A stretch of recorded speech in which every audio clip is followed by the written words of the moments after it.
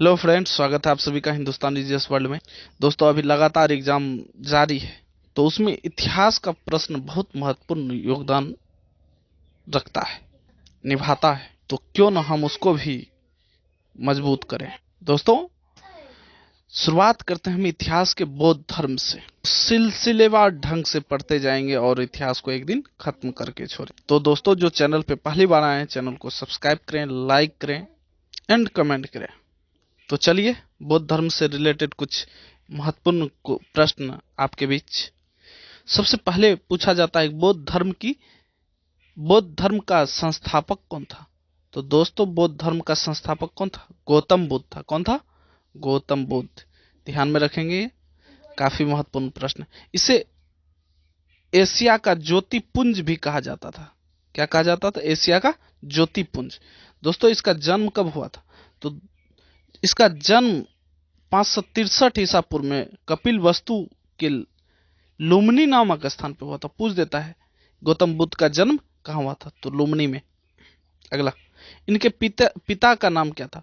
दोस्तों, इसके पिता का नाम शुद्धोधन था, और जो इसके माता का नाम माया देवी था। शुद्धोधन बाबू जो थे, ये शाकगण के मुखिया थे। अगला, इनकी माता जो थी माया देवी, गौतम बुद्ध के जन्म के 7वें दिन ही इस संसार से चल बसे थे। तो इनका लालन पालन जो था, इसकी मौसी प्रजापति गौतमी ने की थी। गौतम बुद्ध का बचपन का नाम सिद्धार्थ था। इनका विवाह 16 वर्ष की अवस्था में यशोधरा से करा दिया गया। अगला, इनके पुत्र का नाम क्या था? तो दोस्तों, इनके पुत्र का नाम राहुल था। तो दोस्तों, जो चैनल पर पहली बार आए, चैनल को सब्सक्राइब करें ताकि लेटेस्ट टॉपिक आपके बीच आता रहे। जब वे कपिल वस्तु की सैर पर निकले थे, कौन? जब गौतम बुद्ध सैर पर निकले थे, तो उन्हें रास्ते में क्या मिला था? बूढ़ा व्यक्ति, बीमार व्यक्ति, शव और सन्यासी को देखा था, जिससे उसका मन विचलित हो गया। और लास्ट में देखिए वो क्या करता है। सिद्धार्थ ने संसार की समस्या को देखकर परेशान होकर 29 वर्ष की आयु में घर से निकल गया, अपने बड़े भाई की आज्ञा लेकर के। और इस घटना को महाभिनिष्क्रमण कहते हैं। पूछा जाता है बार बार, तो ध्यान में रखेंगे। चलिए आगे देखते हैं। जब गौतम बुद्ध 7 वर्ष तक वे ज्ञान की खोज में इधर उधर भटकते रहे, बाद में उन्होंने अलार कलाम के पास पहुंचा। ये वैशाली में थे, और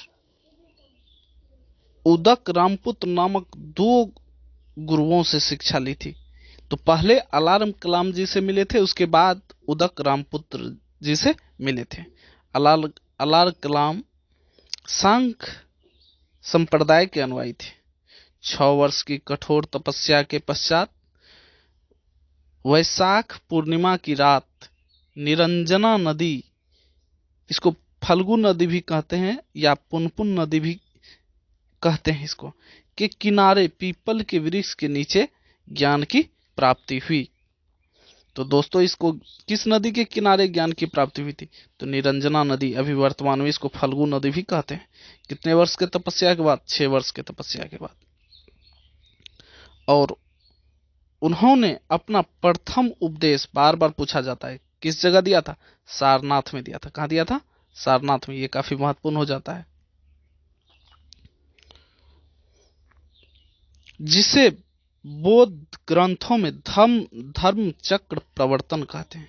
मतलब पहली बार जो उपदेश दिया था, तो इस घटना को धर्म चक्र प्रवर्तन कहते हैं। इसे भी पूछा जाता है, बार बार पूछा जाता है। और गौतम बुद्ध से रिलेटेड आज लगभग एक भी प्रश्न नहीं छूटेगा। मैं उस तरीके से इसको दिखा रहा हूं। अगला, महात्मा बुद्ध ने तपस एवं काल्पिक नामक 2 शूद्रों को बौद्ध धर्म का सर्वप्रथम अनुयायी बनाया था। किसको किसको? तपस और काल्पिक को, जो दोनों शूद्र थे, उसको बौद्ध धर्म की दीक्षा दी।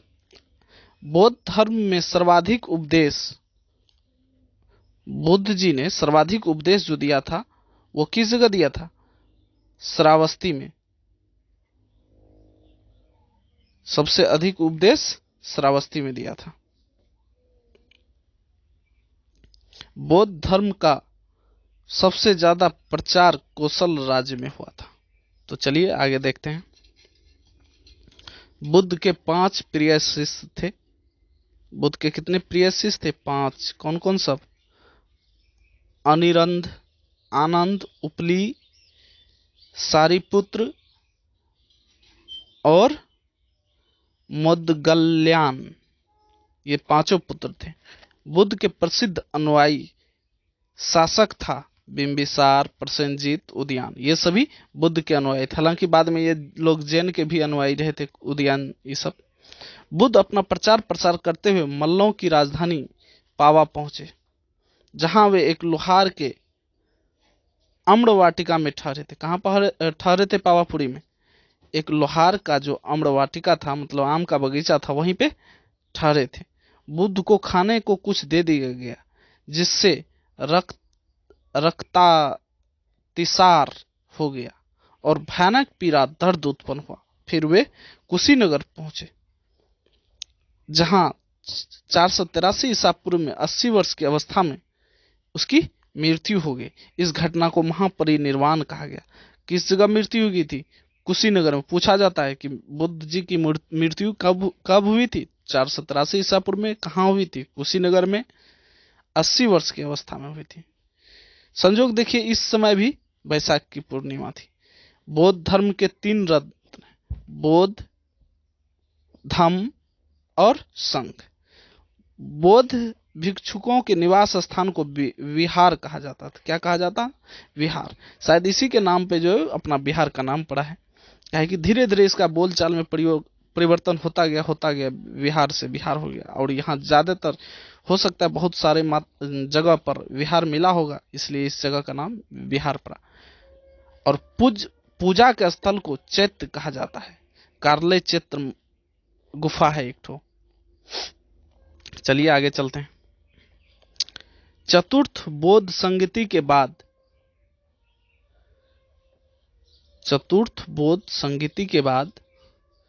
बौद्ध धर्म 2 भागों में बंट गए, हीनयान और महायान। महात्मा बुद्ध के ज्ञान प्राप्त करने का बौद्ध धर्म में संबोधि कहा जाता था।